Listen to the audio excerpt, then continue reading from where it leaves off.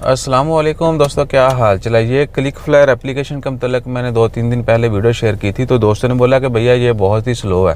एक ने तो लिखा सुपर स्लो है, कोई और बताएं। तो ये वाली जो है ना D4D, ये इससे कहीं ज़्यादा फास्ट है और क्रैश भी नहीं होती, और इसमें जो है क्लिक फ्लेयर से ज़्यादा स्टोर भी हैं। अगर आप शॉपिंग करना चाहते हैं, चीज़ों के रेट्स वगैरह जानना चाहते हैं, ऑफ़र्स के मतलब, डिस्काउंट्स के मतलब, या कंपैरिजन, ये वो सब कुछ, तो आप इन दोनों एप्लीकेशन का इस्तेमाल कर सकते हैं। क्लिक फ्लेयर क्या है कि जो ये बहुत पुरानी है और लोग यूज़ टू इट हैं, यानी उनको ये इस्तेमाल करना आसान लगता है। हाँ, अगर कभी क्रैश हो, लॉगिन ना हो रही हो, यानी ऑन ना हो रही हो, तो आपने इसको अपडेट कर लेना है। और वैसे भी टाइम टू टाइम जो है ना एप्लीकेशन आपने इंस्टॉल की हैं मोबाइल्स के अंदर, उनको आपने अपडेट करते रहना है और सॉफ्टवेयर भी अपडेट करते रहा करिए। तो ये सीन है।